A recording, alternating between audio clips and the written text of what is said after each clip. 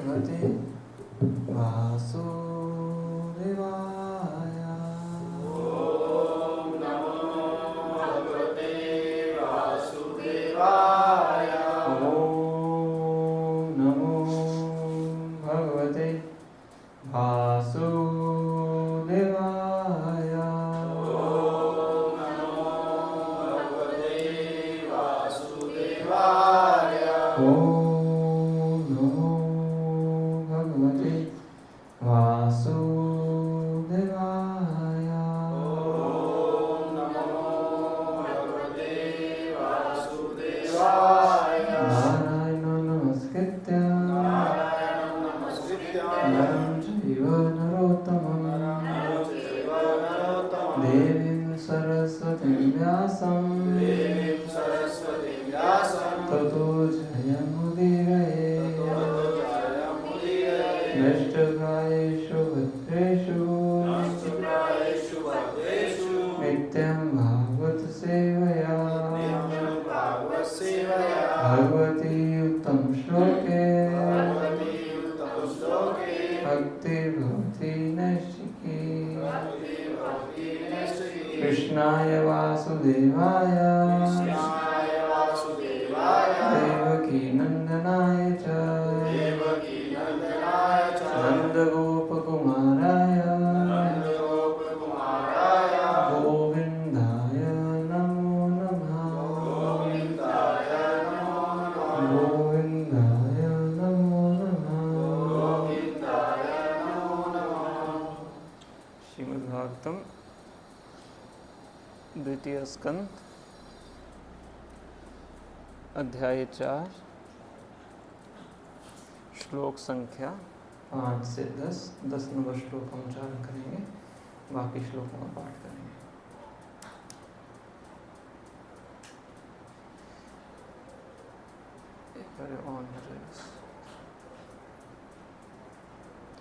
Groups में भी है वैसे, पर यहाँ से देख सकते।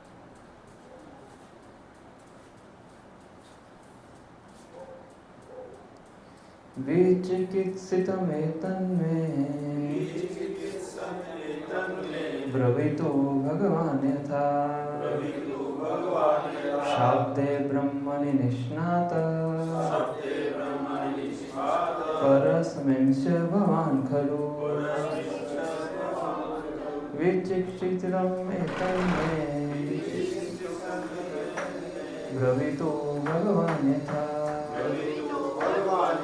शाब्दे ब्रह्मणि निष्णात परस्मिंश्च भवान् खलु। विचिकित्सितम् एतन्मे ब्रवीतो भगवान् यथा शाब्दे ब्रह्मणि निष्णातः परस्मिंश्च भवान् खलु।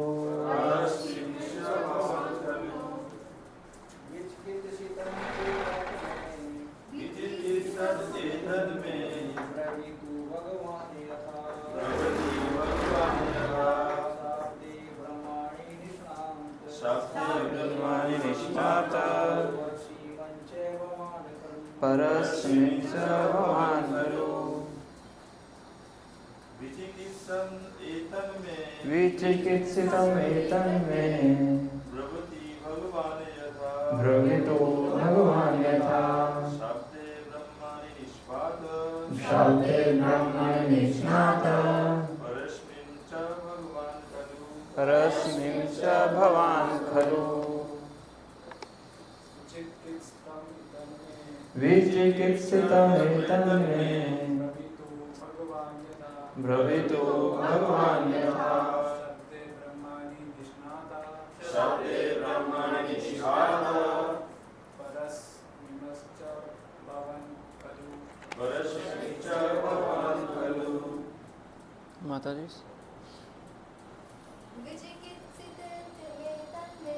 विचिकित्सितमेतन्मे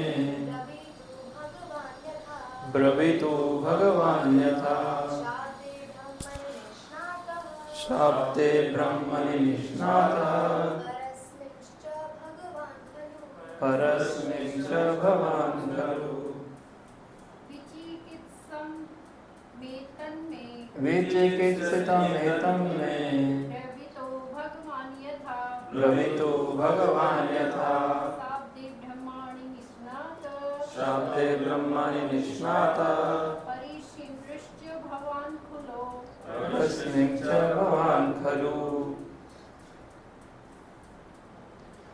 शब्दार्थ अनुवाद एवं तात्पर्य श्रील प्रभुपाद जी के द्वारा। श्रील प्रभुपाद की जय। फाइल निकालनी पड़ेगी। Just a second.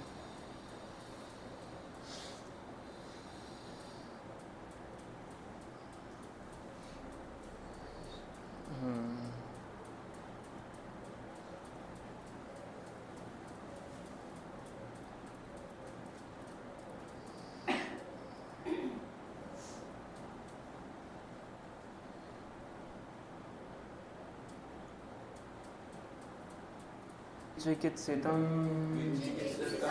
संदेहपूर्ण प्रश्न। यह मैं मुझे ब्रवीतु स्पष्ट करें।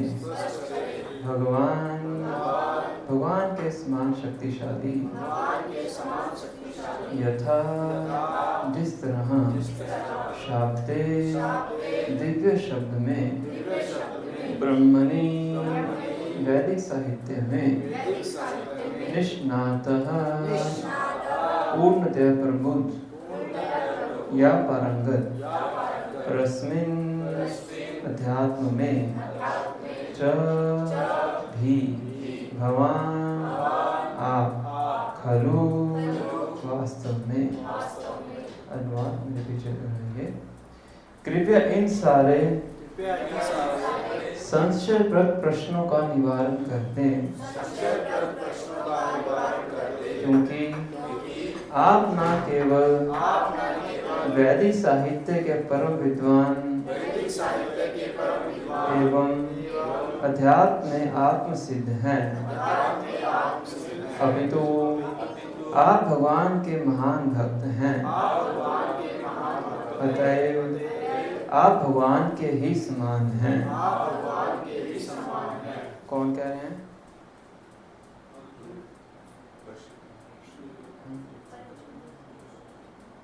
क्या लग रहा है पढ़ के? कौन कह रहे हैं? आप मेरे संशय व प्रश्नों का निवारण कर दें। परीक्षित महाराज सुखदेव। ये प्रश्न कौन पूछ रहा है? परीक्षित महाराज। इसलिए कह रहे हैं संशय व प्रश्नों का निवारण कर दें। थोड़ा सा तात्पर्य बड़ा है तो ध्यान से सुनिए। ब्रह्म संहिता में कहा गया है कि परम सत्य गोविंद यद्यपि अद्वितीय हैं, तथापि वे अपने को अच्युत भाव से असंख्य रूपों में प्रकट करते हैं, जो एक दूसरे से अभिन्न होते हैं। और यद्यपि वे आदि पुरुष हैं, तो भी वे सदैव युवा प्रतीत होते हैं और स्थायी तरुण शक्ति से युक्त रहते हैं। वेदों का अध्यात्म ज्ञान जान लेने मात्र से ही उन्हें नहीं जाना जा सकता, किंतु उनके शुद्ध भक्त उन्हें सरलता से अनुभव कर पाते हैं। भगवान के विभिन्न रूपों के सारे विस्तार, जैसे श्री कृष्ण से बलदेव, बलदेव से संकर्षण, संकर्षण से वासुदेव, वासुदेव से अनिरुद्ध, अनिरुद्ध से प्रद्युम्न तथा प्रद्युम्न से पुनः द्वितीय संकर्षण, और उनसे नारायण पुरुषों का तथा अन्य असंख्य रूप जो नदी की असंख्य तरंगों की भांति निरंतर प्रवाहित होते रहते हैं, वे सब एक हैं। वे समान शक्ति वाले दीपकों की भांति हैं, जो एक दूसरे को प्रदीप्त करते हैं। यही भगवान की दिव्य शक्ति है। वेदों का कथन है कि वे इतने पूर्ण हैं कि यद्यपि संपूर्ण सत्ता जगत उनसे उद्भूत होती है, फिर भी वे ज्यों के त्यों पूर्ण बने रहते हैं। पूर्णस्य पूर्णमादाय पूर्णम एव अवशिष्यते। अतएव ज्ञानियों के द्वारा बनाई गई भगवान की भौतिक अवधारणा की कोई वैधता नहीं है। इस तरह वे भगवान संसारी विद्वान के लिए सदैव रहस्य बने रहते हैं, भले ही वह वैदिक साहित्य में कितना ही पंडित क्यों न हो। वेदेषु दुर्लभम अदुर्लभम आत्मभक्तो। अतएव भगवान संसारी विद्वान पंडितों, दार्शनिकों या विज्ञानियों की धारणाओं से सर्वथा परे हैं। वे शुद्ध भक्त द्वारा सहज गम्य हैं, क्योंकि भगवत गीता में भगवान घोषित करते हैं कि जब कोई ज्ञान की अवस्था को पार करके भगवान की भक्ति में लीन हो जाता है, तभी वह भगवान के वास्तविक स्वभाव को समझ सकता है। जब तक कोई भगवान की भक्ति में प्रवृत्त नहीं होता, तब तक उसे भगवान या उनके पवित्र नाम, रूप, लक्षण, लीलाओं आदि के विषय में कोई स्पष्ट धारणा नहीं बन सकती। भगवत गीता का यह कथन कि सर्वप्रथम मनुष्य अन्य सारी व्यस्तताओं से मुक्त होकर भगवान की शरण में जाए, यह बताता है कि मनुष्य को भगवान का शुद्ध मुक्त भक्त होना चाहिए, तभी वह भक्ति के बल पर उन्हें जान सकता है। पिछले श्लोक में महाराज परीक्षित ने स्वीकार किया कि भगवान बड़े से बड़े विद्वानों के लिए भी अचिंत्य हैं, तो वे सुखदेव गोस्वामी से अपने उस अपर्याप्त ज्ञान को स्पष्ट करने का अनुरोध क्यों करते हैं? इसका कारण स्पष्ट है। सुखदेव गोस्वामी न केवल वैदिक साहित्य में प्रगाढ़ विद्वान थे, अपितु वे महान स्वरूप सिद्ध पुरुष और भगवान के शक्ति संपन्न भक्त भी थे। भगवत कृपा से भगवान का शक्तिशाली भक्त भगवान से भी बढ़कर होता है। भगवान रामचंद्र हिंद महासागर पर सेतु बनाकर लंका द्वीप पहुंचने का प्रयास कर रहे थे, किंतु उनके अनन्य भक्त श्री हनुमान ने छलांग मारकर उस सागर को पार कर गए। भगवान अपने भक्तों के ऊपर इतने दयालु रहते हैं कि वे अपने प्रिय भक्तों को अपने से बढ़कर प्रस्तुत करते हैं। भगवान ने दुर्वासा मुनि की रक्षा करने में अपनी असमर्थता व्यक्त कर दी थी। यद्यपि दुर्वासा मुनि इतने शक्तिशाली थे कि भौतिक दशाओं में ही भगवान के पास सीधे पहुंच गए, लेकिन दुर्वासा मुनि की रक्षा की तो एक भगवत भक्त अर्थात महाराज अम्बरीश ने। अतएव भगवत भक्त न केवल भगवान से अधिक शक्तिशाली होता है, अपितु भक्त की पूजा भी भगवान की प्रत्यक्ष पूजा से अधिक प्रभावशाली मानी जाती है। मद भक्त पूजा भी अधिका। अतएव निष्कर्ष यह निकला कि गंभीर भक्त को सर्वप्रथम ऐसे गुरु के समीप जाना चाहिए जो ना केवल वैदिक साहित्य में निष्णात हो, अपितु महान भक्त भी हो, जिसे भगवान की एवं उनकी भिन्न शक्तियों की वास्तविक अनुभूति हो। ऐसे भक्त गुरु की सहायता के बिना कोई व्यक्ति भगवान के अध्यात्म विज्ञान में प्रगति नहीं कर सकता। सुखदेव गोस्वामी जैसा प्रमाणिक गुरु न केवल भगवान की अंतरंगा शक्ति के विषय में बताता है, अपितु वह यह भी बताता है कि वे किस तरह अपनी बेरंगा शक्ति के साथ रहते हैं। अंतरंगा शक्ति में भगवान की लीलाएं उनके वृंदावन के कार्यकलापों के रूप में प्रदर्शित होती हैं, किंतु उनकी बहिरंगा शक्ति के कार्यकलाप उनके कारणशाही विष्णु, गर्भोदकशाही विष्णु तथा क्षीरोदकशाही विष्णु के रूपों में प्रकट होते हैं। श्रील विश्वनाथ चक्रवर्ती वैष्णव को उपदेश देते हुए कहते हैं कि उन्हें केवल भगवान के कार्यकलापों तथा रासलीला में के सुनने में ही रुचि नहीं लेनी चाहिए, अपितु उनके पुरुष अवतारों के रूप में की गई सृष्टि तत्व लीलाओं में भी रुचि लेनी चाहिए, जैसा कि महाराज परीक्षित ने आदर्श शिष्य के रूप में आदर्श गुरु सुखदेव गोस्वामी से ली। ओम ज्ञानतिमिरन्धस्य ज्ञानाञ्जनशलाकया चक्षुरुन्मीलितं येन तस्मै श्रीगुरुवे नमः।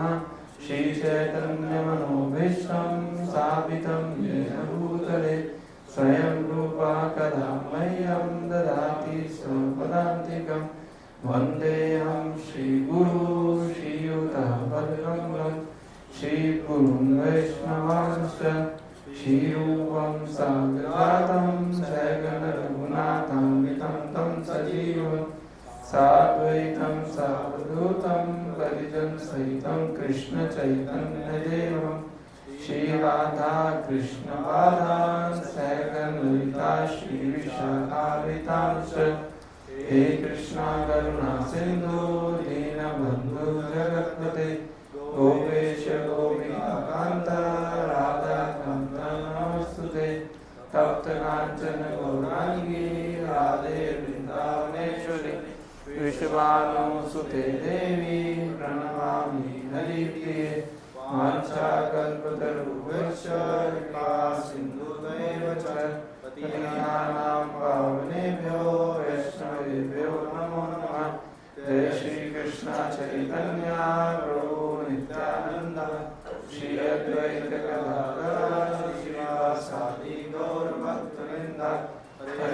कृष्णा कृष्णा कृष्णा हरे हरे हरे राम राम राम हरे हरे नमो विष्णुपादाय कृष्णाय भूतले श्रीमते भक्तिवेदांत स्वामी नामिने नमस्ते सरस्वती देवे गौरवाणी प्रचारिणे निर्विशेष शून्यवादी पाश्चात्य देशकारिणे।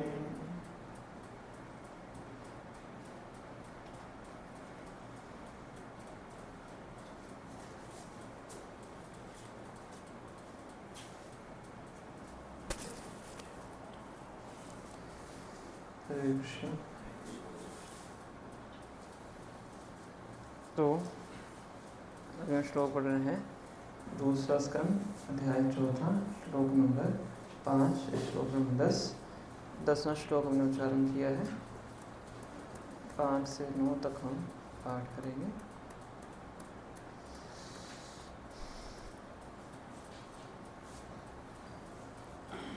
बहुत बड़े बड़े तात्पर्य श्रील प्रभुपाद ने दिए हैं कि थोड़ा महत्वपूर्ण विषय इसमें चल रहा है। तो लास्ट क्लास में चर्चा किया था किस प्रकार से जो शौनक आदि ऋषि हैं सुद गोस्वामी से प्रश्न करते हैं कि आगे की चर्चा में क्या हुआ, क्योंकि सुद गोस्वामी ने थोड़ा सा पॉज लिया था कि जो सुखदेव गोस्वामी परीक्षित महाराज के प्रश्नों को कंक्लूड करके बता देते हैं। तस्मात् भारत सर्वात्मा भगवान ईश्वरो हरि श्रोतव्य कीर्तितव्य च ध्येय उद्देश्य नित्य। कि जो व्यक्ति मरने वाला है उस पर 4 चीज़ें करनी चाहिए। भगवान को सुनना चाहिए, भगवान के बारे में बोलना चाहिए, भगवान की पूजा करनी चाहिए, भगवान का ध्यान करना चाहिए।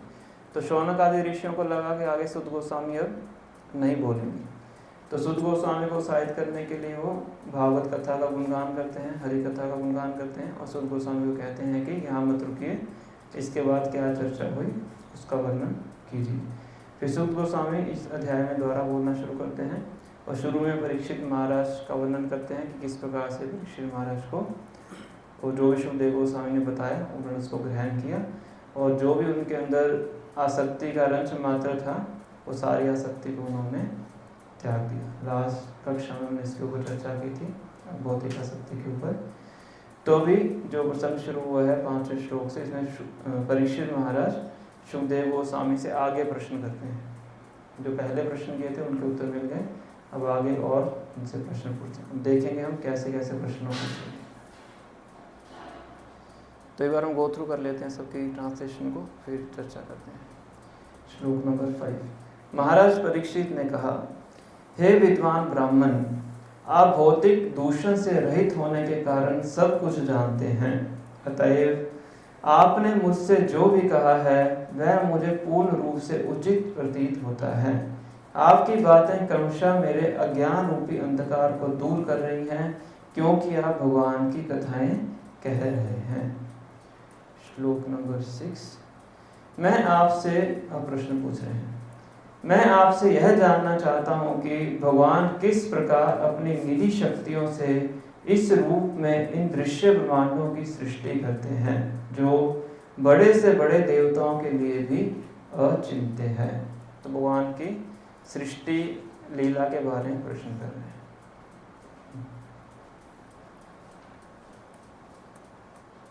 नेक्स्ट, कितना बड़ा तात्पर्य प्रभुपाद जी ने दिया है। इन तात्पर्य में श्रील प्रभुपाद जी बता रहे हैं कौन योग्य श्रोता है और कौन योग्य वक्ता है, बोनाफाइड स्पीकर एंड क्वालिफाइड हीरर, इसका वर्णन कर रहे हैं, इसलिए बड़े बड़े तात्पर्य हैं। नेक्स्ट श्लोक। कृपया बताएं कि, नेक्स्ट क्वेश्चन है उनका, कृपया बताएं कि सर्वशक्तिमान परमेश्वर किस तरह अपनी विभिन्न शक्तियों तथा विभिन्न अंशों को इस व्यवहार जगत के पालन कराने में लगाते हैं और एक खिलाड़ी के खेल की तरह फिर से इसे समेट लेते हैं। Creation and dissolution. और कैसे करते हैं, कौन कौन सी शक्तियां इस्तेमाल करते हैं। क्रिएशन, मेंटेनेंस एंड डिसोल्यूशन, तीनों का प्रश्न पूछा है। Next question. विद्वान ब्राह्मण। भगवान के दिव्य कार्यकलाप अद्भुत हैं और वे अचिंत्य प्रतीत होते हैं, क्योंकि अनेक विद्वान पंडितों ने अनेक प्रयास भी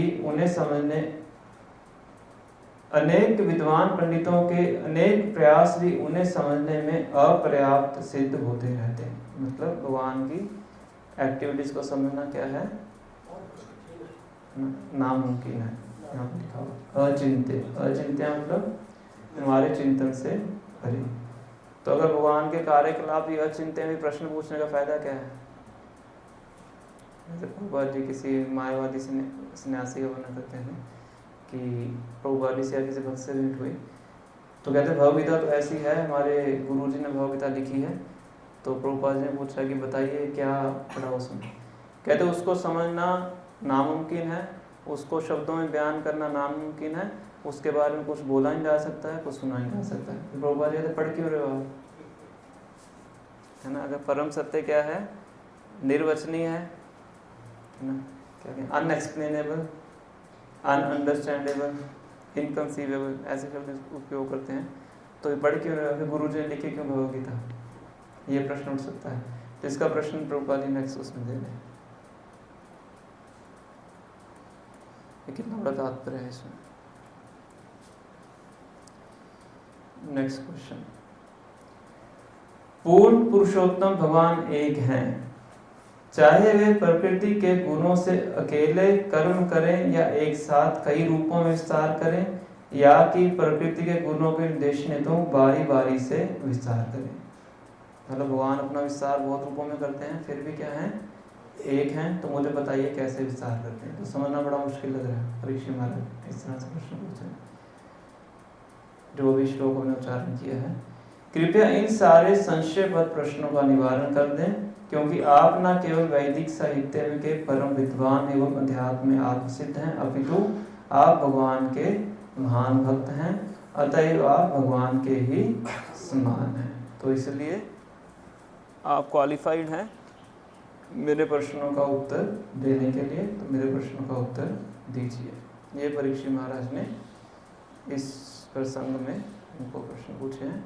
फिर आगे सुखदेव गोस्वामी लगभग जो बचा हुआ दूसरा अध्याय है और लगभग दूसरा स्कंद है और लगभग तीसरा स्कंद, इसमें भगवान की सृष्टि लीला का वर्णन करेंगे। सर्ग और विसर्ग जो भागवतम के 10 विषय बताए गए हैं। अतः सर्ग विसर्गश्च स्थानम पोषण मुक्त्या ईशानो मंत्र कथा निरोध मुक्ति आशय, ये 10 भागवतम के विषय हैं। पहला कौन सा है, अत्र सर्ग विसर्गश्च। सर्ग मतलब प्राइमरी क्रिएशन, विसर्ग मतलब सेकेंडरी क्रिएशन। तो अभी दूसरे स्कंद में मोस्टली सर्ग का वर्णन होगा, जो क्रिएशन भगवान करते हैं, और तीसरे के अंदर विसर्ग जो क्रिएशन ब्रह्मा जी करते हैं। भगवान क्या है, प्राइमरी क्रिएटर हैं और ब्रह्मा जी सेकेंडरी क्रिएटर हैं। तो भगवान सारा रॉ मटेरियल देते हैं, जैसे बिल्डिंग बनाने से पहले रॉ मटेरियल चाहिए, और ब्रह्मा जी उस मटेरियल को यूज करके आगे की सृष्टि करते हैं। वो क्या है, विसर्ग, सेकेंडरी क्रिएशन। और जो भगवान जो क्रिएशन करते हैं उसको बोलते हैं सर्ग, प्राइमरी क्रिएशन। तो इसमें हमें मोस्टली प्राइमरी क्रिएशन का वर्णन सुखदेव गोस्वामी करेंगे। तो अब इन श्लोकों में जो मुख्य बिंदु चर्चा किए गए हैं उनको थोड़ा सा हम चर्चा करने का प्रयास करेंगे, लगभग 25-30 मिनट्स में।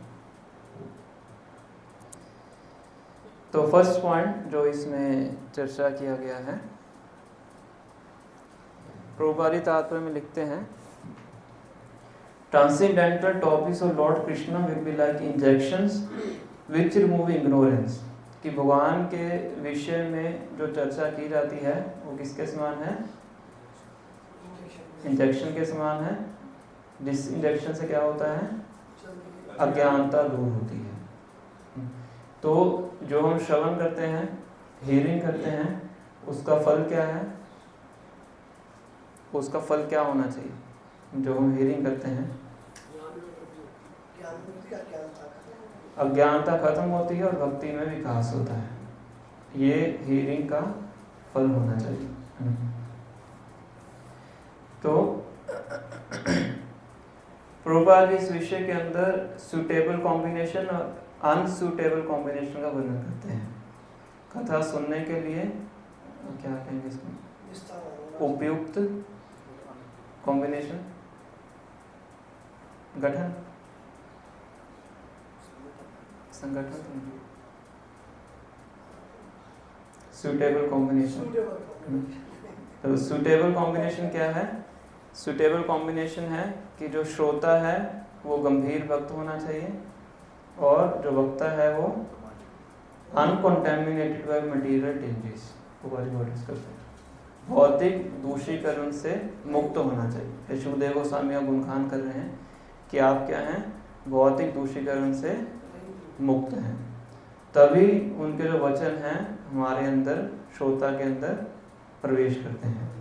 अगर श्रोता खुद ही क्वालिफाइड नहीं है, मतलब जो बोल रहा है उसका पालन नहीं करता है, तो बताया जाता है कि उसके जो शब्द हैं कैसे हैं, एम्प्टी बुलेट्स, जो बच्चों के खेलने की गोलियां होती हैं, तो उन गोलियों से कुछ नहीं होता है, किसी को कोई हार्म नहीं होता है ना। तो इसी प्रकार से जो वक्ता खुद पालन नहीं करता है, बोलता है, तो उसके जो शब्द हैं कैसे हैं, उससे सामने वाले के हृदय में कोई परिवर्तन नहीं होता है। तो इस संदर्भ में कहानी सुनाई जाती है, आप सबने सुनी होगी, कि एक स्त्री थी, अपने बच्चे को लेके एक साधु पुरुष के पास जाती है और साधु पुरुष को बोलती है कि मेरे बच्चे को बोलो कि मीठा खाना कम करें, बहुत मीठा खाता है, इसके दांत खराब होने शुरू हो गए।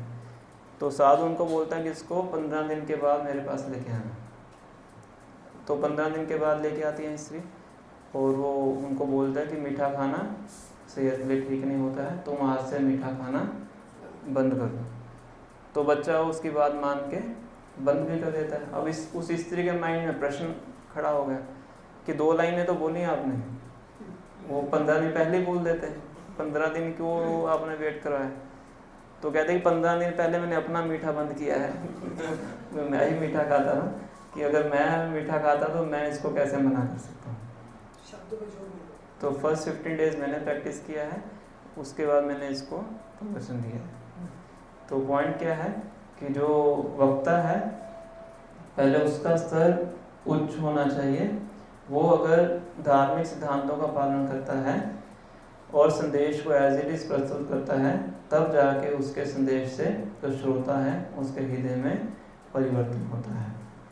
श्रोता चाहे पढ़ा लिखा भी ना हो और श्रोता को चाहे वाणी भी समझ में ना आती हो, पर अगर वक्ता एक प्रमाणिक परंपरा का ज्ञान प्रदान कर रहा है, बोनाफाइड ज्ञान दे रहा है और खुद फॉलो करता है, तो निश्चित रूप से सुनने वाले का जो हृदय है वो परिवर्तन होता है। इसका सबसे जो सटीक उदाहरण है वो कौन है? वो प्रभुपाद जी है। क्योंकि जिस प्रकार के ऑडियंस में प्रभुपाद जी गए थे, उस ऑडियंस को कुछ भी आता नहीं था, ना संस्कृत आती थी, ना बंगाली आती थी, ना कुछ और वैदिक साहित्य का ज्ञान कुछ पता नहीं था। पर क्योंकि प्रभुपाद जी के मुख से सुनते थे, तो उनके वचनों का उनके हृदय के ऊपर प्रभाव होता, उनको बड़ा आराम महसूस होता था। हालांकि वो लोग, उन लोगों का वो था, स्लोगन था कि जिसकी उम्र 30 साल से बड़ी है उसका यहाँ पे कुछ प्रॉब्लम होती है तो उसकी बात को सुनना नहीं है। किसकी बात को सुनना है? जो 30 साल से छोटा है। वो सब हिप्पी होते थे, 30 साल से छोटे सब हिप्पी बनते थे, पर प्रभुपाद जी थे above 70, फिर भी प्रभुपाद जी की बातों को सुनते थे और फॉलो करते थे। क्यों? क्योंकि प्रभुपाद जी क्या थे? एक गुरु परंपरा का जो ज्ञान था उसको एज इट इज प्रस्तुत करते हैं। तो सुटेबल कॉम्बिनेशन कौन सा हो गया? बोनाफाइड वक्ता और श्रोता गंभीर भक्त। श्रोता को गंभीर होना चाहिए। अगर श्रोता भी गंभीर नहीं है तो चाहे वक्ता बोनाफाइड हो तो श्रोता में कोई फर्क नहीं पड़ता है ना। इसको बोलते हैं, भागवतों में बोला गया है, स्टील फ्रेम्ड हार्ट। हृदय कैसा बना हुआ है? स्टील का। कितना ही बोलते रहो वो टर्न करके क्या आ जाएगा? वापस आ जाएगा, उससे कुछ प्रवेश करने वाला नहीं। तो श्रोता को क्या होना चाहिए? गंभीर भक्त, sincere devotee, speaker, uncontaminated by material things. तो ये जब कॉम्बिनेशन बनेगा तो फिर आध्यात्मिक अनुभूतियों का, आध्यात्मिक ज्ञान का आदान प्रदान होता है। अनसुटेबल कॉम्बिनेशन, श्रोता कर्मकांडी है और प्रवक्ता प्रोफेशनल रिसाइटर, क्या कहेंगे उसको, व्यवसायिक वक्ता। तो जो बोलने वाला है उसका मोटिव क्या है, किसी प्रकार से धन प्राप्त हो, उसकी प्रसिद्धि हो, जितनी प्रसिद्धि होगी उतना ज़्यादा धन प्राप्त होगा। तो हमारी कथा करने के इतने पैसे हैं, कल इतने लक्ष्मी दीजिए तब हम कथा करने आएंगे। तो ये उनका क्या है, मोटिव है। और सुनने वाले क्यों सुन रहे हैं, कि कुछ ऐसा, कुछ अनुष्ठान पता लगता है, कुछ ऐसा टोटका पता लगता है जो मेरी समस्याएं चल रही हैं जीवन के अंदर, बीमारी चल रही है, धन नहीं प्राप्त हो रहा है, नौकरी नहीं मिल पा रही है, जो भी हो रहा है वो सारी समस्या मेरी क्या हो जाए, दूर हो जाए। तो ऑडियंस अपने फल के लिए बैठा है और जो वक्ता है वो अपने फल के लिए, दोनों को अपने अपने लाभ की चिंता है। तो उसमें कुछ प्राप्त होने वाला नहीं है। ठीक है, जैसे यहाँ भी होती ना कथा, दूर दूर से कितने सब बसेस भर के, टेम्पू भर के जिस दिन लास्ट डे था हम यहाँ पे देख रहे थे, लोग ऐसे बैग उठा के जा रहे थे, इतने लोग आ रहे थे। बताइए क्यों? क्योंकि हमें कुछ ऐसे पता लग जाएगा जिससे हमारी समस्याएं क्या हो जाएंगी, दूर हो जाएंगी। तो यह अनसुटेबल कॉम्बिनेशन, इस कॉम्बिनेशन में कभी भी भगवान की शुद्ध भक्ति का प्रसार हृदय के अंदर नहीं हो सकता। इसलिए हमेशा परीक्षित महाराज और सुखदेव गोस्वामी का क्या है, सुटेबल कॉम्बिनेशन है। सुखदेव गोस्वामी प्रमाणिक गुरु हैं और भौतिक कलमश से मुक्त हैं, और परीक्षित महाराज क्या हैं, गंभीर श्रोता हैं, राजपाट परित्याग करके आए हैं सुनने के लिए, और बिना खाए पिए बिना सोए सुन रहे हैं। 10वें स्कंद से पहले सुखदेव गोस्वामी थोड़ा सा स्टॉप कर देते हैं, भगवान की लीलाओं को 2 श्लोकों में ही बोल के ख़त्म कर देते हैं। भगवान का मथुरा में जन्म हुआ, ब्रज में चले गए, वहाँ पे लीलाएं की, फिर मथुरा में वापस आए, फिर द्वारका चले गए, कृष्ण लीला खत्म 2 श्लोकों में।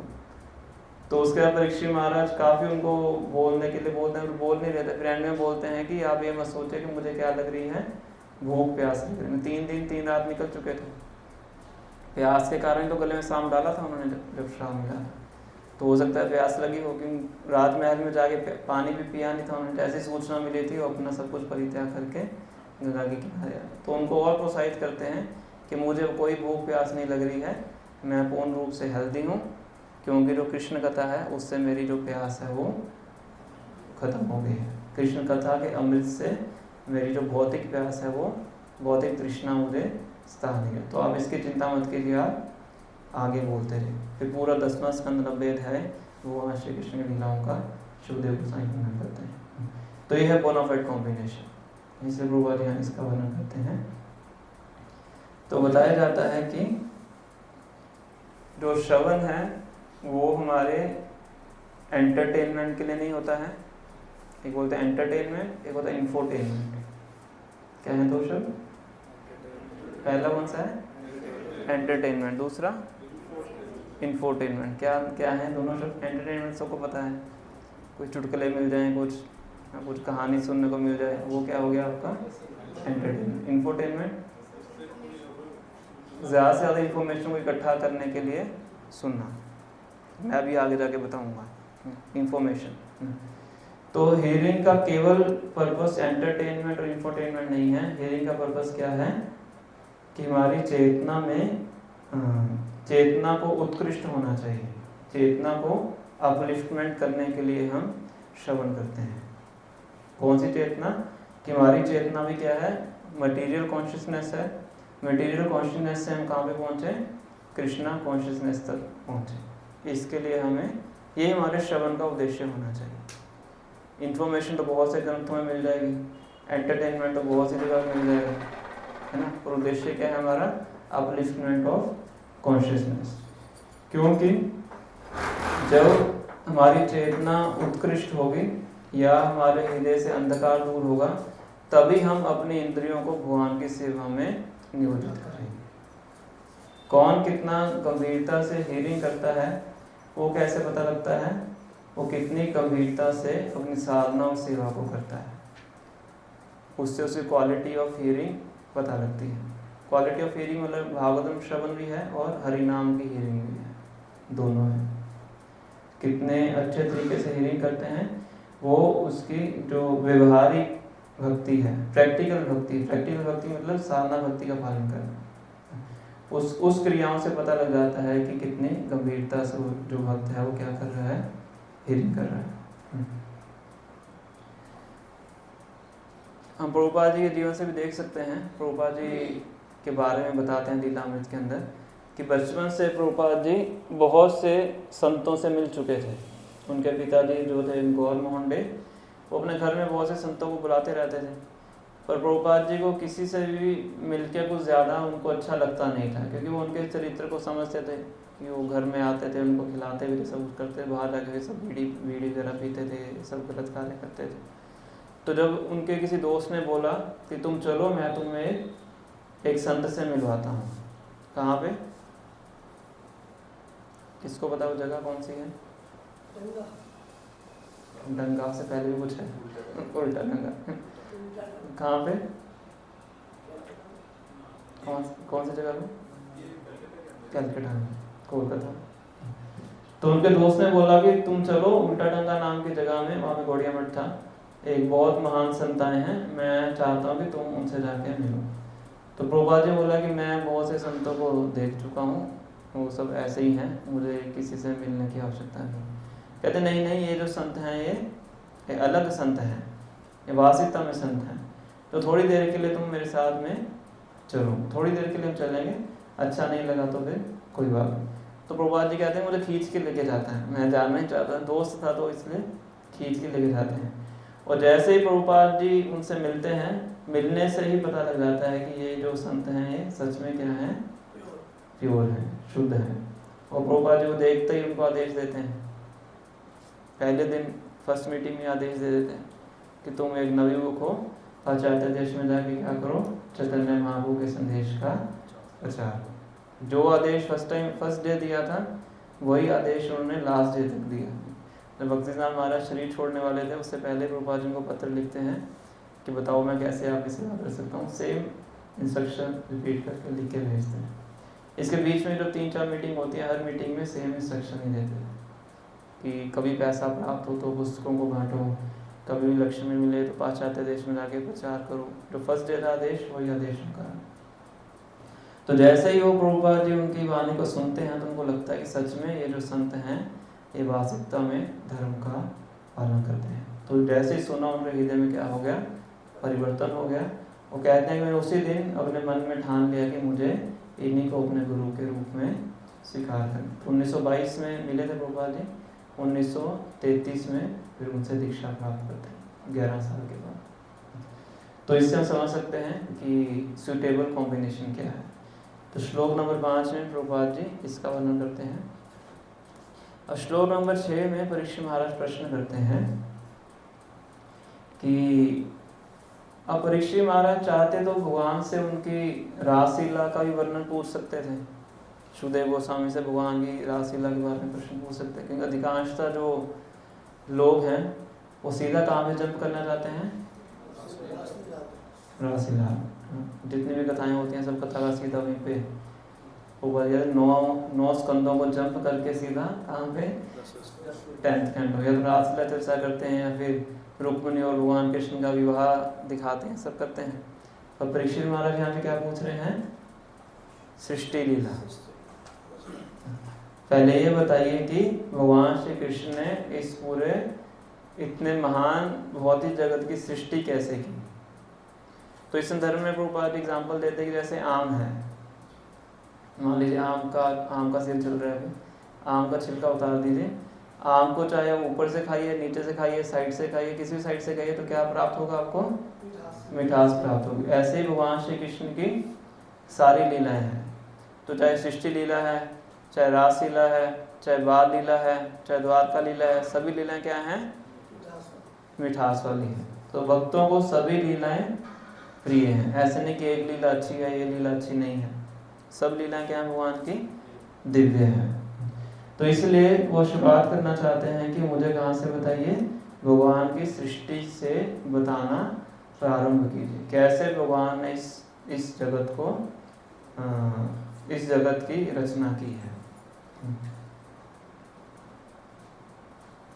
प्रभुपाद जी संदर्भ में वर्णन करते थे कि क्रिएशन है, उससे सबसे पहले क्या क्या चीज़ इंकित होती है। मान लीजिए लैपटॉप है, ये भी क्रिएशन है, तो सबसे पहले क्या समझ में आएगा, क्रिएशन का मतलब क्या है?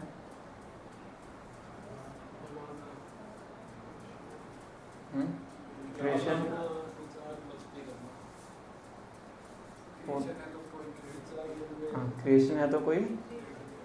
क्रिएशन है तो कोई क्रिएटर भी जरूर है जिसने इसको क्रिएट किया है।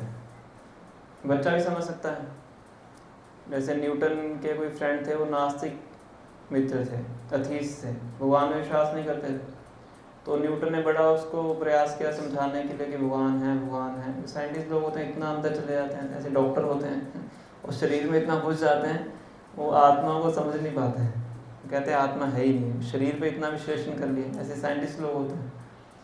तो न्यूटन तो वैसे ही बहुत बड़े साइंटिस्ट थे, तो उन्होंने सोचा कि इसको ऐसे समझ में नहीं आएगा। तो न्यूटन ने क्या किया, एक लकड़ी का प्लैनेटरी सिस्टम बनाया। सोलर सिस्टम जैसे होता है कि लकड़ी का बनाया था, क्या वो प्रॉपर घूमता भी था, सब कुछ ऐसे सिस्टम, मोटर लगा के उन्होंने इसको बनाया। तो फिर एक दिन क्या करते हैं, अपने दोस्त को घर में इनवाइट करते हैं और अपने डाइनिंग रूम में उस मॉडल को रख देते हैं। वो खुद थोड़ा सा लेट आते हैं, तो दोस्त पहले आता है डाइनिंग रूम में, तो बैठ के उस मॉडल को देखता है। तो बड़ा अद्भुत लगता है, कितने अच्छे से सब प्लैनेट्स साइज वाइज प्रॉपर उन्होंने इस तरह से क्रिएट किया। कुछ देर बाद न्यूटन आते हैं, तो दोस्त पूछते हैं कि किसने बनाया इसको। तो कहते हैं ये तो अपने आप बना है, मैं सुबह उठा तो ये पड़ा हुआ था यहाँ पे, अपने आप पैदा हो गया। उनको लगा कि चल न्यूटन मजाक कर रहा है। कह नहीं सच में बताओ किसने बनाया। सच ही बता रहा हूँ, मैं सुबह उठा इसको ऐसे ही पड़ा हुआ। कहते मजाक क्यों करो मेरे साथ, मैं क्या मूर्ख व्यक्ति हूँ जो आपकी बात मान लूँगा कि ये कैसे बना है, अपने आप बना है। तो न्यूटन बोलते हैं जब तुम एक छोटा सा लकड़ी का मॉडल है, उसको तुम डाइजेस्ट नहीं कर पा रहे हो कि ये विदाउट क्रिएटर बन सकता है, तो लो इसका रियल मॉडल है। इतने बड़े बड़े प्लैनेट्स हैं, इतने बड़े बड़े ग्रह हैं, इतनी तेज़ी से घूम रहे हैं, सब पे अलग अलग प्रकार का इकोलॉजिकल सिस्टम है, सबका अपना अपना एटमॉस्फेयर, कितनी विभिन्नता है, कितनी वैरायटी है, डाइवर्सिटी है। तो उसको तुम क्या कह रहे हो कि उसको बनाने वाला कोई है नहीं, और ये लकड़ी का छोटा सा एक प्रोटोटाइप, इसको तुम कह रहे हो कि बिना क्रिएटर के बन नहीं सकता है। तो ये कौन से लॉजिक की बात है? बेसिक लॉजिक है कि जब क्रिएशन है तो क्या होना चाहिए, क्रिएटर होना चाहिए। और जितना हम भगवान की इस क्रिएशन को एनालाइज करेंगे, उतना हमारी भगवान के प्रति जो क्या कहेंगे हम उसको, एप्रिसिएशन, उतनी हमारी भगवान के प्रति जो एप्रिसिएशन है वो बढ़ती जाएगी। क्योंकि सृष्टि अपने आप में ही क्या है, बहुत ही अद्भुत है। जैसे कि कुछ भी उठा लीजिए आप, कोकोनट का पेड़ उठा लीजिए। कोकोनट का जो वृक्ष है कहाँ पे पैदा होता है, समुद्र के किनारे। समुद्र का पानी कैसा होता है, खारा पानी होता है। तो खारा पानी लेता है वो नीचे से, कितना ऊपर तक लेके जाता है पंप करके। नंबर एक माला ऊपर पानी चढ़ाना होता है तो इतना समर्सिबल मोटर लगानी पड़ती है, और कितनी मंजिल ऊंचा पेड़ होता है। तो नीचे से पानी लेता है खारा पानी, उसको ऊपर तक लेके जाता है, फिर उस खारे पानी को क्या करता है, मीठा करता है। फिर क्या करता है, मीठा करने के बाद हाँ उसकी वाटर प्रूफ पैकिंग भी करता है वाटर प्रूफ पैकिंग है। तो उसके बाद वो नारियल बनता है। सोच के देखिए, इतना कुछ कैसे हो रहा है, ऑटोमेटिकली हो रहा है। ऐसा नहीं कि उस पेड़ को आपको कुछ इलेक्ट्रिसिटी सप्लाई करनी पड़ रही है कुछ। और ऐसे पॉपकॉर्न की तरह पेड़ उगते हैं, बहुत मेहनत करके एक पेड़ उगाया आपने। तो इस तरह से पूरी क्या है, भगवान की सृष्टि ऐसी अद्भुत अद्भुत कार्य कर रही है, पर उसको हम क्या ले लेते हैं, टेक इट फॉर ग्रांटेड ले लेते हैं। जैसे बाहर देख लीजिए, मिट्टी तो एक ही है, मिट्टी तो एक है, और उससे अलग अलग कलर के, अलग अलग फ्रेगरेंस के जो फूल हैं वो निकलते हैं। एक ही मिट्टी से अलग अलग कलर के, अलग अलग वैरायटी के, अलग अलग फ्रेगरेंस के फूल निकलते हैं। क्योंकि फ्रेगरेंस किसके अंदर है? हर भौतिक तत्व में जो 5 तत्व हैं उसमें एक एक क्वालिटी है। अर्थ, वाटर, फायर, एयर, ईथर। अर्थ के अंदर क्या है? फ्रेगरेंस है। तो फूलों में जो फ्रेगरेंस आ रही है कहाँ से आ रही है? अर्थ से आ रही है। तो अर्थ की एक ही फ्रेगरेंस है, उसी फ्रेगरेंस से अलग अलग जो बीज है वो अलग अलग प्रकार की फ्रेगरेंस को क्या करता है? मैनिफेस्ट करता है।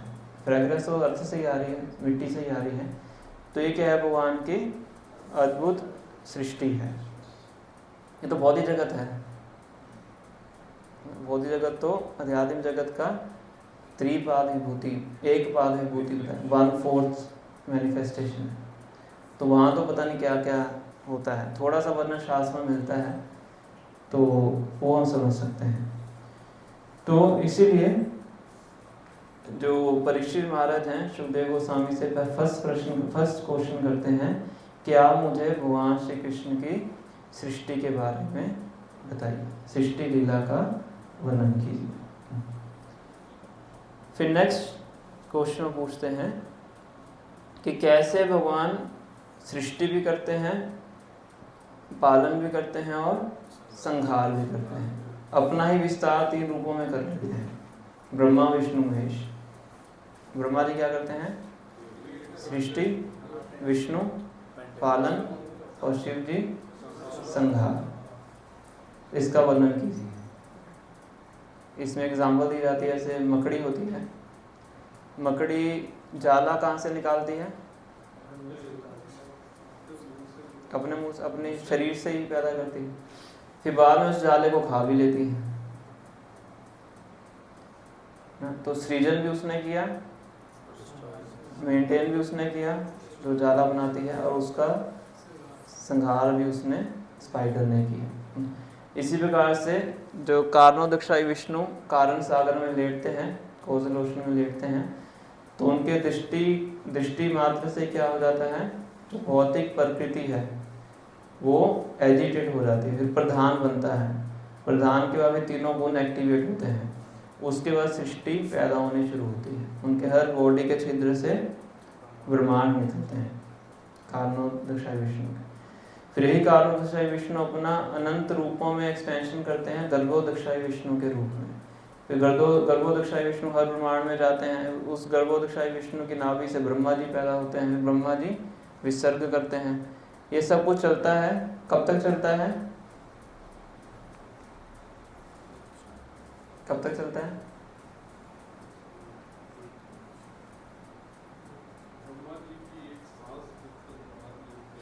ब्रह्मा जी की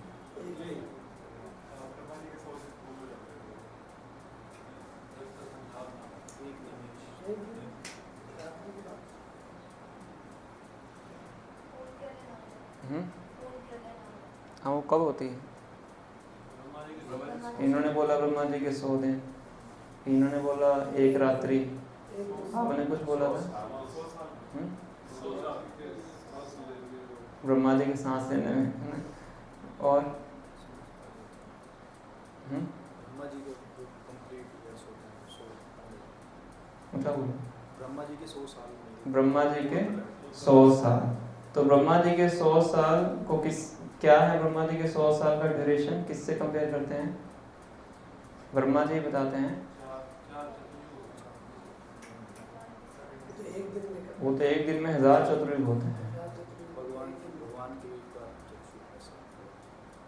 भगवान के एक श्वास, जो कारणोदक्षाई विष्णु हैं उनकी एक श्वास क्या है? ब्रह्मा जी के 100 साल। तो सांस छोड़ा, सांस अंदर लिया, उसमें ब्रह्मा जी के 100 साल बीत जाते हैं। सृष्टि की सांस छोड़ने पे बीच में पालन हुआ, और सांस अंदर लेने तक क्या हो गया? संहार हो गया। सारी सृष्टि जो भी थी वो सब महाविष्णु के, जो कारणों से विष्णु की नाभि में आके समा जाती। किसके समान हो गया है? स्पाइडर के समान। स्पाइडर ने खुद अपने मुंह से रचना की, कुछ समय तक वो रहा, मेंटेनेंस हुई, फिर दोबारा उसने अपने अंदर उसको संगठित कर दिया। तो ऋषि महाराज कह रहे हैं कि मुझे बताइए कैसे करते हैं सृष्टि, मेंटेनेंस और डिसोल्यूशन। भूतवा भूतवा प्रलीयते, भगवान भगवगीता में एक चैप्टर में बता रहे हैं कि सृष्टि है, बार बार रचना होती है, बार बार इसका संहार होता है, साइकिल क्या होता है, चलता रहता है। जो जीवात्मा है मुक्त होकर भगवान के धाम नहीं जाती हैं, बार बार ऐसे ही उनके साथ होता रहता है। सृष्टि होगी, फिर कुछ रूप धारण करके आएंगे, शरीर प्राप्त करके आएंगे, फिर अलग अलग योनियां भ्रमण करेंगे, फिर जब महाप्रलय हो जाएगी दोबारा फिर कहाँ चले जाएंगे, माँ विष्णु की नाभि में। इसलिए उनको बोलते हैं नारायण। नारायण मतलब नार प्लस आयन, जहाँ पे पूरे जीवात्माओं का जो समूह है उसको नार बोलते हैं। वो जहाँ पे शयन करता है, आश्रय लेता है, उसको क्या बोलते हैं, नारायण। नारायण शब्द का ही अर्थ है नार मतलब सब जीवात्माओं का समूह, और जहाँ पे वो आश्रय लेता है वो कौन है, नारायण। तो दोबारा फिर सब कहाँ चले जाएंगे, महाविष्णु नाभि में। दोबारा फिर क्रिएशन होगी, फिर शरीर मिलेंगे, फिर प्रलय होगी, फिर नाभि में। ऐसे ही चक्कर क्या चलता रहेगा उनका, जब तक मुक्त होकर भगवान के धाम नहीं चले जाते तब तक ऐसे ही वो घूमते हैं। पुनरपि जननम पुनरपि मरणम पुनरपि जननी जठरे शयनम। जठर मतलब वूम्ब को बोलते हैं, गर्भ को बोलते हैं। बार बार जन्म मृत्यु, बार बार माता पिता, बार बार जन्म मृत्यु, बार बार माता पिता। माता पिता की वैरायटी चेंज होती रहेगी, कई पशु माता पिता, कई पक्षी माता पिता। तो इस तरह से क्या चलता रहेगा, उसका चक्कर चलता रहेगा। तो मुझे इस साइकिल के बारे में बताइए, कैसे साइकिल चलता है, कैसे महाविष्णु क्रिएशन करते हैं, कैसे डिसोल्यूशन करते हैं। थर्ड पॉइंट वो रेज करते हैं, फोर्थ पॉइंट, कि भगवान की जितनी भी क्रियाएं हैं सब क्या हैं, अचिंत्य हैं, इनकंसीवेबल। तो बड़े बड़े जो दार्शनिक हैं, बड़े बड़े वैज्ञानिक हैं, वो भी क्या हैं, इस चीज़ को समझने के लिए अक्षम है, इसको भी समझ नहीं पाते हैं। और जितना समझने का प्रयास करते हैं उतना ही ज़्यादा उनको हैरानी होती रहती है कि ऐसा कैसे हो सकता है। एक डीएनए को समझने में इतना मुश्किल हो रहा है, अभी तक उसको पूरा समझ नहीं पाए हैं। डीएनए क्या, कैसे ऑपरेट करता है, क्या है डीएनए ना। इतने सालों की रिसर्च के बाद समझ पाए कि डीएनए नाम की कोई चीज़ भी होती है। अब जिसने बनाया है वो कितना बुद्धिमान है उसका कैसे अंदाज़ा लगाया जा सकता है। इतना मेहनत करके टेस्ट ट्यूब पे भी ये सब सिस्टम बनाए हैं, और तो संतानें तो कितने ही सालों से पैदा होती आ रही हैं, सृष्टि की शुरुआत से पैदा होती आ रही हैं, कितनी संख्याएं पैदा हो रही हैं। हमने तो केवल डिस्कवरी किया थोड़ा सा, वो भी इम्पार्शियल डिस्कवरी की है, पर जिसने क्रिएशन की है तो उसकी जो बुद्धि है उसका अंदाज़ा हम लगा सकते हैं किस प्रकार की बुद्धि है ना। अब ऐसा तो है नहीं 2 मोबाइल मिलके एक और मोबाइल पैदा हो जाएगा, लैपटॉप और टैब मिल गए तो एक और टैब पैदा हो गया। कुछ कर सकती है साइंस, ऐसा कुछ नहीं हो सकता है। पर ये सिस्टम किसने बनाया है, भगवान ने बनाया है, और अनायास चल रहा है, विदाउट एनी एंडेवर। तो ये भगवान की क्रिएशन है, और जितना व्यक्ति इसको समझने का प्रयास करता है उतना ही आश्चर्यचकित होता है। जैसे भगवान भगवद्गीता के दूसरे अध्याय में बताते हैं कि जो आत्मा का ज्ञान है वो भी क्या है, आश्चर्यवत। आत्मा ही बहुत आश्चर्यजनक चीज़ है। चींटी के अंदर भी सेम साइज की आत्मा है, और हाथी के अंदर भी सेम साइज की आत्मा है। वो कैसे कंपेयर करोगे आप चींटी और हाथी को?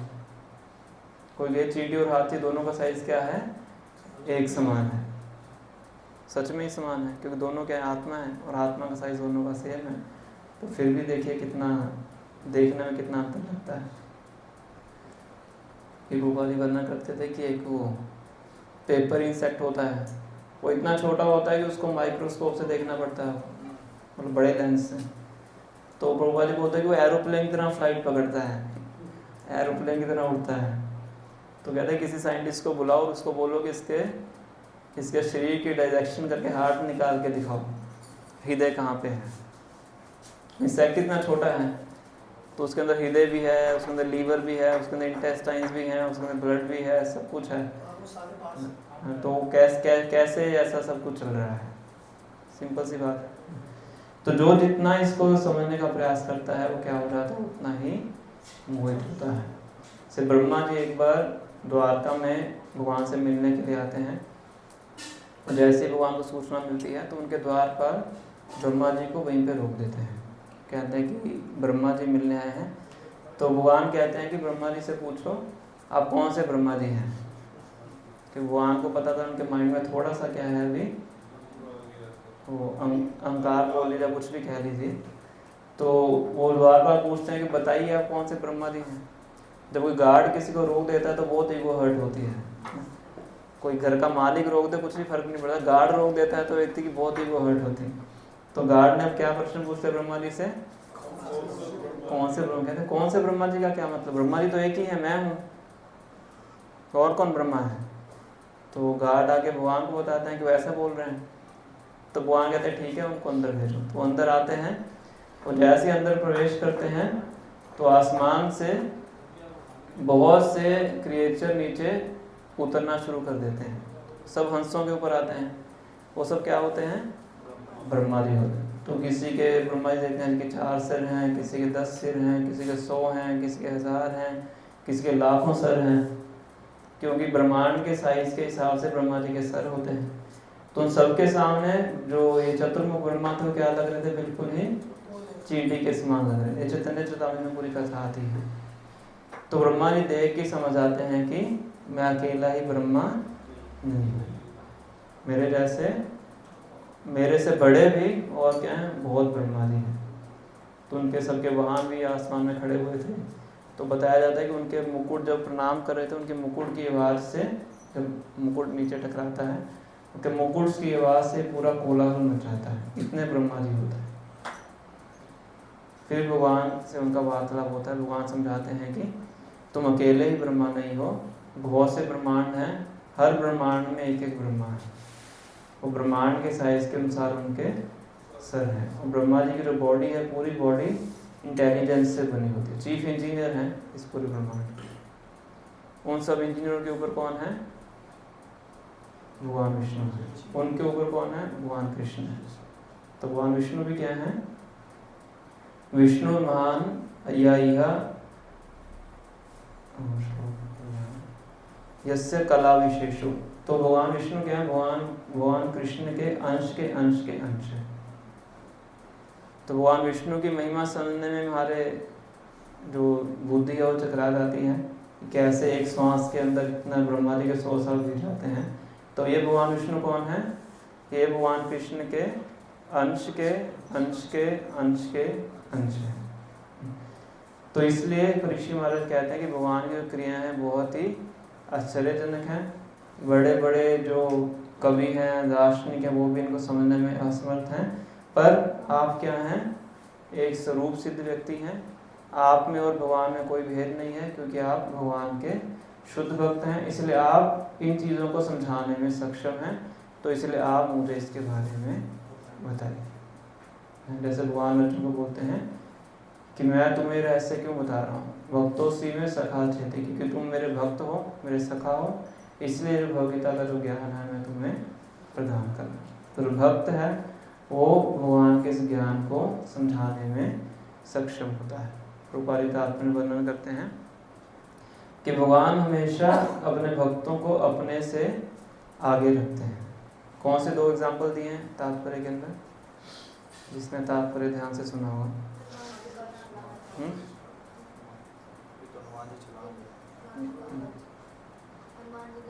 हनुमान जी का, दूसरा अम्बरीश महाराज। तो हनुमान जी का उदाहरण देते हैं कि भगवान राम को समुद्र क्रॉस करने के लिए क्या करना पड़ा, सेतु बनाना पड़ा, और हनुमान जी छलांग लगा के चले गए। ऐसा नहीं कि भगवान छलांग लगा के नहीं जा सकते थे, भगवान भी जा सकते थे, पर भगवान अपने भक्तों को ज़्यादा आगे रखते। जरासंध को मरवाना था, किसके हाथ से मरवाया, भीम के हाथों से मरवाया। कुरुक्षेत्र युद्ध में अर्जुन को हीरो बनाया, खुद हीरो नहीं बने हुआ, वो तो सारथी बन के बैठ गए। दूसरा एग्जाम्पल दिया अम्बरीश महाराज कि दुराशा मुनि को भगवान ने माफ़ नहीं किया। कितने बड़े मुनि थे कि इसी शरीर के अंदर कहाँ पे चले गए थे, वैकुंठ में। साधारण व्यक्ति नहीं थे, फिर भी भगवान ने उनको माफ़ नहीं किया, बोला कि जाके पहले अम्बरीश से माफ़ी मांगो, अगर वो माफ़ करेगा तब तुम्हें माफ़ी मिलेगी। समझ? तो इसलिए भगवान के भक्त अगर भगवान का ज्ञान प्रदान करते हैं तो उसकी अनुभूति हृदय में हो सकती है, दिव्य ज्ञान हृदय प्रकाशित हो, अदरवाइज भगवान को समझ पाना नामुमकिन है। इससे परीक्षित महाराज सुखदेव गोस्वामी को कह रहे हैं कि आप एक कार्य कर सकते हैं, इसलिए मेरे इन प्रश्नों का उत्तर दीजिए। अब 11वें श्लोक से सुखदेव गोस्वामी बोलना प्रारंभ करेंगे। अब सुखदेव गोस्वामी को याद आएगा कि मैंने मंगलाचरण तो किया ही नहीं। जैसे कई बार वक्ता क्लास शुरू कर देते हैं, मंगलाचरण भूल जाते हैं और टॉपिक इतना इंटरेस्टिंग होता है। अब जैसे ही प्रथम अध्याय के अंदर सुखदेव गोस्वामी से प्रश्न पूछा था परीक्षित महाराज ने कि मरने वाले व्यक्ति को क्या करना चाहिए, तुरंत उत्तर देना शुरू कर दिया। ये प्रश्न इतना इंटरेस्टिंग था, पर अब जाके याद आया कि मैंने मंगलाचरण किया नहीं है। और 11वें श्लोक से लेके 24वें श्लोक तक बचा हुआ जितना भी अध्याय है उसमें सुखदेव गोस्वामी मंगलाचरण करें। तो ये मंगलाचरण 11 से लेकर 24 कितने श्लोक हो गए? 14 श्लोक हैं। तो ये सुखदेव गोस्वामी का भागवतम का मंगलाचरण है। तो बहुत से भक्तों ने इन श्लोकों को याद भी किया हुआ है, तो बहुत अच्छे श्लोक हैं। भगवान से प्रार्थना करते हैं कि जो भी मैं बोलूँ आपके बारे में बोलूँ और मेरी वाणी को ऐसा आप कीजिए ताकि सुनने वाले के हृदय में उससे परिवर्तन हो। प्रभुपाद जी भी जो जगदूत के अंदर बॉस्टन हार्बर में जो कविता लिखते हैं मार्किन्य भागवतम, उसके अंदर भी इन्हीं श्लोकों के ऊपर आधारित प्रभुपाद जी वो कविता लिखते हैं। अखिल जगत गुरु वचन से हमार अलंकृत करी भरे क्षमता तुम्हार, कि तुम तो अखिल गुरु हो, तो क्या करो, मुझे ऐसी शक्ति प्रदान करो कि जो मेरी अखिल जगत गुरु वचन से हमार अलंकृत करी भरे क्षमता तुम्हार, कि मेरे जो वचन है उनको क्या कर दीजिए, अलंकृत कर दीजिए। अलंकृत मतलब डेकोरेट कर दीजिए। आगे अलंकृत करिए क्षमता तुम्हार, तब कथा तब कृपा हले मोर कथा शुद्ध होवे, सुनिया सवार शोक दुख से बुझी। तो जब आपकी कथा मेरे मुख से लोग सुनेंगे तो क्या हो जाएगा, उनका दुख और शोक खत्म हो जाएगा। तो ऐसा मुझे शक्ति प्रदान कीजिए, ऐसी मेरी वाणी को डेकोरेट कीजिए ताकि ये जो लोग हैं जहाँ पे मैं आया हूँ, मैं देख रहा हूँ कैसी जगह है। प्रभुपाद जी घूमने गए थे कैप्टन पांडे के साथ, शहर घूमने जाते हैं गाड़ी के अंदर, क्योंकि थोड़ा सा ब्रेक होता है इसमें जहाज़ की जर्नी के अंदर। तो प्रभुपाद जी सोचते हैं कि मैं कहाँ पे आ गया। रजस तमो गुण एरा सभा यह छन, वासुदेव कथा रुचि नाही से प्रसन्न। जितने भी लोग हैं सब कैसे किस गुणों के द्वारा आच्छादित हैं? रजोगुण या तमोगुण। वासुदेव कथा रुचि नाही से प्रसन्न। इन लोगों को क्या वासुदेव की कथा समझ में आने वाली है? क्या चांस है? इनको मैं 5 रस समझाऊंगा, साखे रस क्या है, वात्सल्य रस क्या है, मधुर रस क्या है, तो क्या समझ में आने वाला है? तो इसलिए क्या कीजिए, मेरे ऊपर क्या कीजिए, आप कृपा कीजिए। तब कृपा हले मोर कथा शुद्ध होवे, तुम्हारी कृपा हो जाएगी तो मेरी कथा क्या हो जाएगी, शुद्ध हो जाएगी। तो उससे फिर इनका परिवर्तन होगा। तो यही सेम जो मूड है ये सुखदेव गोस्वामी इन्हीं मंगलाचरण के अंदर व्यक्त करेंगे। इसी मूड को प्रभुपाद जी उस जहाज के ऊपर कविता के रूप में लिखते हैं, और यही एक प्रचारक का वास्तविक मूड होना चाहिए। अगर प्रचारक ये समझता है कि मैं बहुत सक्षम हूँ, अपनी वाणी से, अपनी विद्वता से मैं प्रचार कर सकता हूँ, तो उसके प्रचार से किसी का भी हृदय परिवर्तन होने वाला नहीं। वो प्रसिद्ध हो जाएगा पर भक्त नहीं बना पाएगा। तो प्रभुपाद जी का मूड हम देख सकते हैं, इतने बड़े बड़े कार्य प्रभुपाद जी कर चुके हैं। भागवतों का फर्स्ट कैंटो ट्रांसलेट भी कर चुके थे, जो उसने राजेंद्र प्रसाद है ना, प्रेसिडेंट थे, प्राइम मिनिस्टर थे क्या, प्रेसिडेंट, तो उनसे प्रभुपाद जी मिल चुके थे। उन्होंने उनकी बुक्स को लेके वो पढ़ते थे, राजेंद्र प्रसाद। तो बहुत कुछ प्रभुपाद जी पहले कर ही चुके थे, पर फिर भी उनकी भावना क्या है, बहुत ही विनम्रता की भावना है। वो आज से प्रार्थना कर रहे हैं कि कृपा कीजिए, कृपा करेंगे तभी कुछ हो पाएगा, अदरवाइज मुझे तो इन लोगों को देख कर कुछ लग नहीं रहा कुछ होने वाला है। तो कोई पढ़ना चाहे तो पढ़ सकते, बहुत सुंदर कविता है, बंगाली लैंग्वेज में लिखते हैं। तो ये मंगलाचरण फिर हम नेक्स्ट क्लास से शुरू करेंगे। आप सबका बहुत बहुत धन्यवाद। कोई प्रश्न है तो पूछ सकते हैं। अब ये जो मंगलाचरण है ये प्रभुपाद जी ने दिया जो अपन करते हैं, ये जो हम उच्चारण करते हैं हाँ, हरि प्रभुपाद जी की।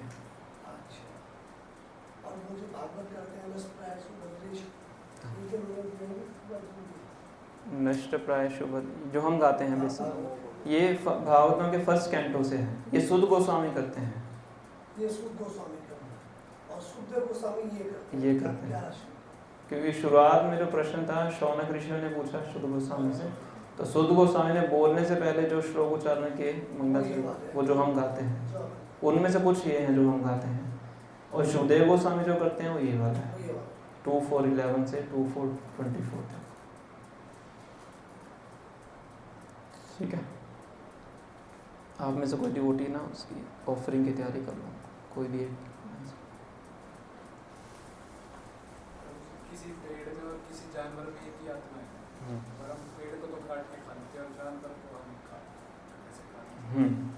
तो बहुत जी का प्रश्न है कि पेड़ में भी आत्मा है, जानवर भी आत्मा है, तो पेड़ को हम काट देते हैं और जानवरों को भी काट देते हैं। नहीं सोचते हैं उसमें, मतलब जानवरों को तो सोचते हैं कि एक को नहीं मारना चाहिए, पर पेड़ों को काट देते हैं। पेड़ में भी आत्मा पर उसको हम काट देते हैं। अब हर जीवात्मा के अंदर जो चेतना का जो विकास होता है वो अलग अलग डिग्री का होता है। पेड़ के अंदर भी आत्मा है, पर उसकी चेतना उतनी विकसित नहीं है जितनी चेतना एनिमल की विकसित है, और एनिमल की चेतना उतनी विकसित नहीं है जितना ह्यूमन बीइंग की चेतना विकसित है। चेतना सब में ही है, तो चेतना का विकास क्या है, बहुत लिमिटेड है। अब पेड़ के अंदर चेतना बताया गया कि बहुत ही ज़्यादा कवर्ड है, इसलिए जो पेड़ हिलडुल भी नहीं सकता है, प्रतिक्रिया तो करता है पर उस मात्रा में नहीं कर सकता जिस मात्रा में जानवर करते हैं। तो साइंटिस्ट लोगों ने रिसर्च किया तो पता लगता है कि कोई कुल्हाड़ी लेकर जाता है पेड़ के पास, तो पेड़ के अंदर कुछ प्रतिक्रिया होती है पर मैनिफेस्ट नहीं होती है। जानवर को चोटी काटो तुरंत वो अपना डिफेंस करेगा। तो इसीलिए जो पेड़ की जो बॉडी है उस बॉडी को हर्ट करने से पेड़ की मृत्यु नहीं होती है। चेतना उस प्रकार से वो कवर्ड है। तो बिल्कुल ही जड़ से उखाड़ दोगे तो ख़त्म हो जाता है, अदरवाइज दोबारा फिर ग्रो कर जाता है वहीं से, क्योंकि शरीर इस प्रकार से प्राप्त हुआ है। फिर भी ऐसा बोला जाता है कि जो लकड़ियाँ पेड़ से टूट के गिर जाती हैं उन्हीं को इस्तेमाल करना चाहिए, हिंसा फिर भी नहीं करनी चाहिए, ऐसा बताते हैं। फ्रूट्स भी, जो फ्रूट पक जाता है अपने आप नीचे गिर जाता है। अब तो बहुत कुछ चलता है, अब तो गायों के नीचे भी वो मशीन लगा के दूध निकाला जाता है। आइडियल तो वो तरीका, आइडियल तरीका है गाय को खुला छोड़ा जाता है, उसके बाद उसकी मिल्किंग की जाती है, वो भी जो दूध एक्स्ट्रा बच जाता है बछड़े को पिलाने के बाद। आइडियल तरीका ये है। ठीक है, पर कुछ पेड़ बोल लीजिए या फिर जंतु, जैसे मूली है, मूली को तो पूरा ही निकालना पड़ता है, गाजर है, शलगम है, पूरा पौधा ही बाहर निकलता है तो मर जाता है वो। इसलिए भागवत में बोला गया जीवो जीवस्य जीवनम, एक जीव दूसरे जीव का भोजन है। अब कौन सा जीव आपका भोजन है वो प्रकृति ने निर्धारित किया है। शेर का कौन सा जीव भोजन है, हिरन, उसको खाता है, उसको रिएक्शन नहीं लगेगा। मनुष्य के लिए क्या निर्धारित किया है, फ्रूट्स वेजिटेबल्स। डियर मनुष्य के लिए नहीं है, चिकन मनुष्य के लिए नहीं है, मनुष्य के लिए क्या है, फ्रूट्स वेजिटेबल्स। फिर भी उसको उसका रिएक्शन लगेगा कि मार तो रही है। इससे जो बिना भोग लगाए खाते हैं उनको सब्जी काटने का भी रिएक्शन लगता है। लोग समझ नहीं पाते, सब्जी काटने का भी, कुकिंग करते हुए जीव जंतु मरते हैं उसका भी, जितने पूरी प्रोसेस में पाप होते हैं सब पाप उसको सहन करने पड़ते हैं। पर वही भोजन अगर हम भगवान को भोग लगाते हैं तो उससे वो पाप नहीं लगते हैं, क्योंकि वो आपने भगवान के लिए पकाया है। ये भगवान 3.13 में बताते हैं। यज्ञ शिष्टासिनासंत मुंचन्ते सर्किल भुंगते ते तब अघम पापा ये पचंती आत्म कारण। अपने लिए कुकिंग करते हैं, भुंगते ते तब अघम पापा, अघम पाप मतलब बहुत बड़ा पाप, जैसे अघासुर था, अघासुर मतलब पाप का मूर्तिमान रूप, अघम पापा। तो जो बिना भोग लगाए खाते हैं वो क्या खा रहे हैं? पाप खा रहे हैं।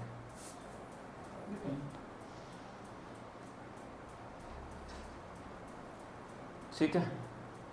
श्री श्री राधाधिकरण भगवान की, कृष्ण भगवान की, कृष्णानंद सुधा महाराज की, श्री गौर निताई की, जगत गुरु शिला प्रभुपाद की जय, गौर प्रेमानंदे।